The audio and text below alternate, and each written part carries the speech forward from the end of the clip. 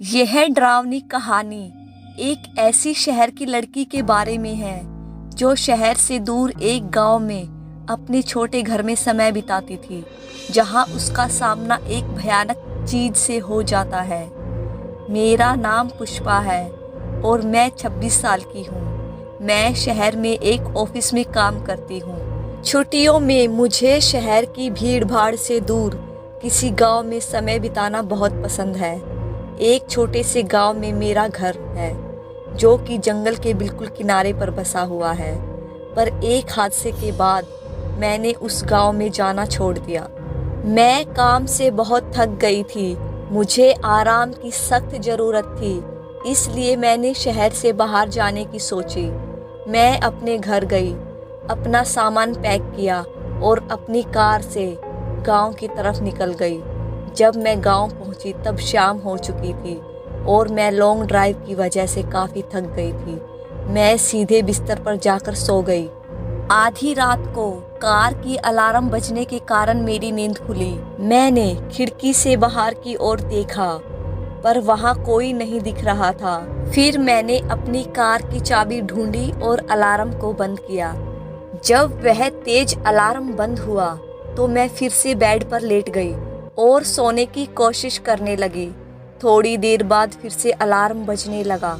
मैंने सोते हुए अलार्म को बंद कर दिया। अब सब कुछ एकदम शांत था, चारों तरफ खामोशी थी। कुछ 5 मिनट बाद अलार्म तीसरी बार बजा। 1 या 2 बार तो फिर भी चलता है, पर बार बार। अब मैं जानना चाहती थी कि क्या हो रहा है। ऐसा तो नहीं कि कोई मेरे साथ मजाक कर रहा हो, पर इस समय इतनी रात को। मैं पर्दे के पास खड़ी होकर देखने लगी। थोड़ी समय बाद मैंने चांद की रोशनी में किसी को झाड़ियों से मेरी कार की ओर आते हुए देखा। वह जो कोई भी था वह काफ़ी लंबा, पतला और काले रंग का था। वह कार के पास आया और उसने अपने लंबे और पतले हाथों से कार को नॉक किया। फिर से अलार्म बजा, पर वह काली आकृति तेजी से वापस झाड़ियों में चली गई। उस वक्त मैं जान चुकी थी कि क्या हो रहा है। मैं डर से कांप रही थी। मैं अलार्म को बंद कर उस चीज़ पर नज़र रखने लगी। वह चीज़ झाड़ियों से बाहर आई और धीरे धीरे मेरे घर के गेट के पास बढ़ने लगी। अपने एक हाथ से उसने गेट के लॉक को खोला। मैं इतना डर गई थी कि मैं हिल भी नहीं पा रही थी। मेरे दिमाग में कई तरह के बुरे विचार आ रहे थे। वो क्या है? वह मुझसे क्या चाहता है? वह क्या कर रहा है? क्या वह यहाँ से कभी जाएगा भी? मेरे शरीर में सिर से लेकर पाँव तक कपकपी छूट गई थी।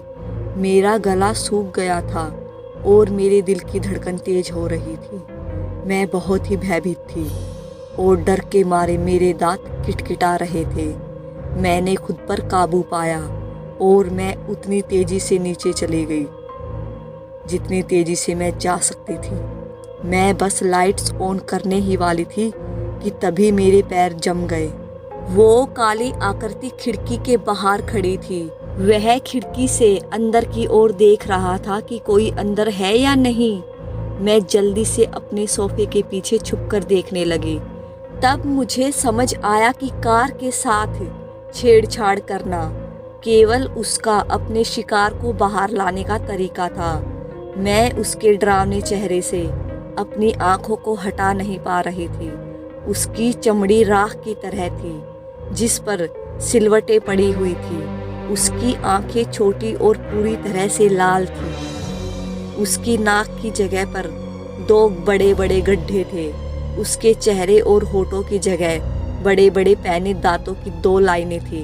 उसकी सांस बहुत भारी और डरावनी थी, जो कि खिड़की पर भाप की तरह साफ नजर आ रही थी। मैं जानती थी कि वह जाने वाला नहीं है।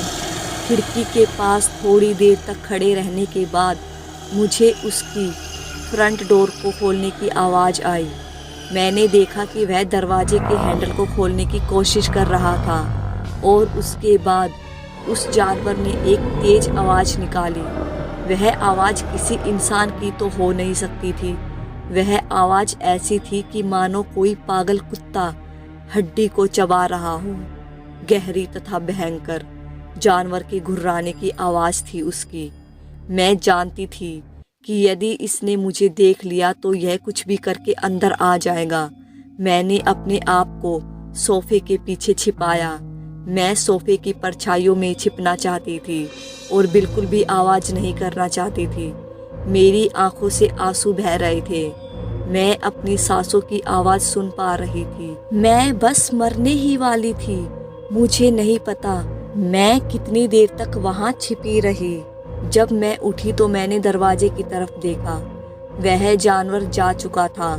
दरवाज़ा अपनी जगह पर था और सब कुछ सेफ लग रहा था। मैं सीढ़ियों से ऊपर की तरफ गई और मैंने खिड़की से बाहर की ओर देखा। बाहर रोशनी थी। वहाँ पर किसी भी तरह का कोई खतरा नहीं था। मैंने इस मौके का फ़ायदा उठाया और अपनी चाबियाँ उठा ली। मैंने अपना सामान भी नहीं लिया। मैं कार की तरफ भागी। मैं कार में गई और दरवाजे को बंद कर जितनी तेज़ी से हो सके उस गांव से बाहर निकल गई। मैं तब तक गाड़ी चलाती रही जब तक मैं अपने शहर ना पहुंच गई। जब मैं अपने अपार्टमेंट में पहुंची तो मैंने रेडियो ऑन किया और मैं एक न्यूज़ सुनने लगी। अनाउंसर ने कहा कि गांव से 2 लड़कियों की लाशें मिल गई हैं। उनका शरीर बुरी तरह से कटा फटा पड़ा हुआ दलदल में पड़ा था। मुझे मालूम है कि जो वो जानवर चाहता था वह उसे मिल गया था। हेलो फ्रेंड्स, आप लोगों को ये कहानी कैसी लगी है कमेंट करके ज़रूर बताएं। जिन लोगों ने इस चैनल को सब्सक्राइब कर लिया है उनका धन्यवाद, और जिन्होंने नहीं किया है प्लीज़ दोस्तों इस चैनल को जल्दी जल्दी सब्सक्राइब करें, वीडियो को लाइक करें, अगर पॉसिबल हो तो इस वीडियो को शेयर ज़रूर करें।